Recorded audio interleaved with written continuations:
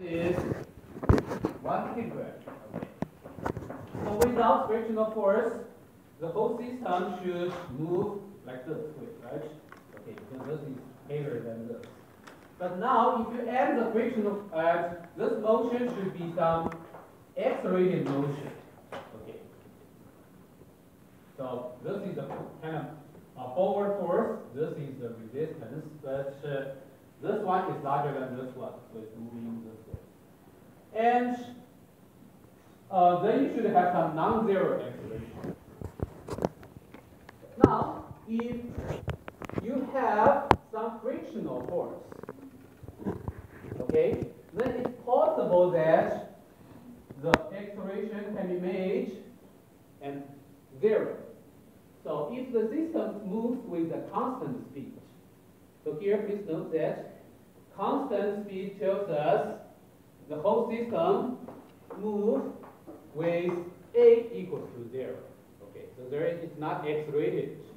This is only possible if you have frictional force. So we are going to find out the coefficient of the kinetic friction. What is mu k here will make acceleration equals to 0. Okay? And here, by compare this problem with our standard problem to find acceleration, here you can see if we give you the coefficient of the friction, then you can calculate the frictional force, and then you can calculate the acceleration here, right? Or you can get acceleration. And then the problem is just reverse the process. If I give you acceleration equals to 0, and you go back to calculate the frictional force. Okay, so basically you are doing the same kind of force analysis and write down the Newton's second law. But then in the Newton's second law, you're not going to solve for A, you are going to solve for mu k. Okay. So this is the difference comes from the math you are going to do, the manipulation you're going to do. Okay. Now, so let's do the force analysis for the three objects. For this one, it's simple. How many forces you have? Only two. The weight W3 equals to M3G. And there is a tension P. Let's call it P1. Okay. Is it correct? No, that's W1.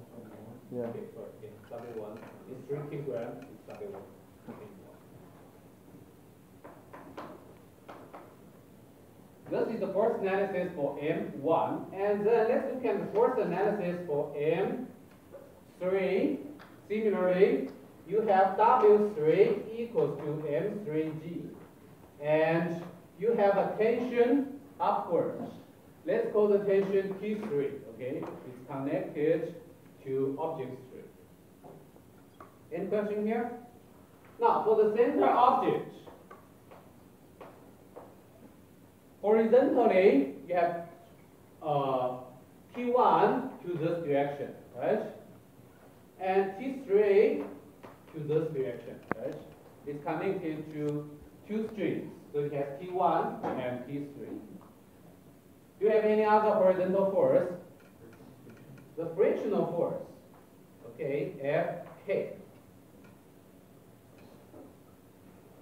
And vertically, you have W2 equals to M2G, and here N, the normal force N. Okay. We don't have to put 2 here because only for this object you have the normal force. So you have only one normal force. Any question here? For the force analysis. Okay, now we're going to write down the Newton's second law. For this one, we have to be careful. The positive direction for the three objects has to match with each other, right?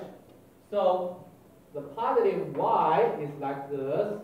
Positive y for this one should be like the positive x, and positive y for this is something like this. Okay. Any question here?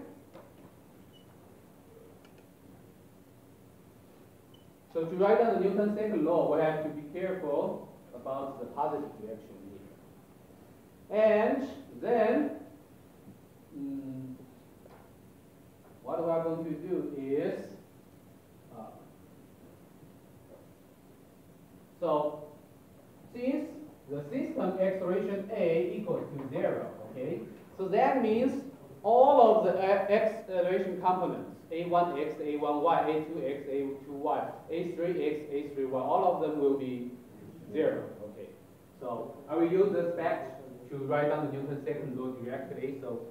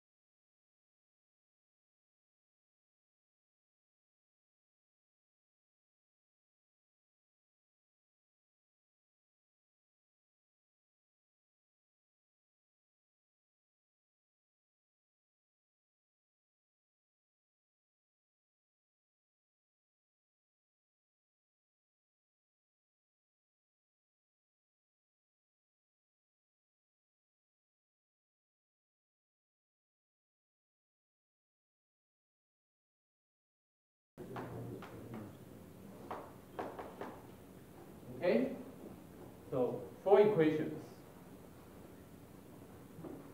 And now from this, okay, let's simplify them. So this becomes m1g minus t1 equals to 0, or you can directly write, this means t1 equals to m1g, right? This one actually gives you T3 equals to W3, which is M3G. Okay. And this one actually gives you N equals to W2, which is M2G. Right? So it seems that you have a lot of equations, but most of them are quite trivial. Now, this equation is actually T1 minus T3 minus mu Kn equals to 0, right? And now we have T1 here, N here, T3 here. Let's put them, all of them into this equation. So you are going to get M1G minus M3G minus mu K M2G equals to 0. So you just need to solve this equation for mu k, and then you get the coefficients. And here, you can cancel all the g here. Can you cancel all the masses here? No, they are not the same mass. You have m1, m2, m3. So you get m1 minus m3 minus mu k m2 equals to 0. So m1 minus m3 equals to mu k m2, and then m2 equals to, oh, not m2, mu k equals to m1 minus m3 divided by m2. And if you substitute the number, you should get the coefficient in what unit? No unit. Okay, this is just a coefficient. It's unitless. You can see here mass divided by the mass, so you don't have any unit. Okay, any question here?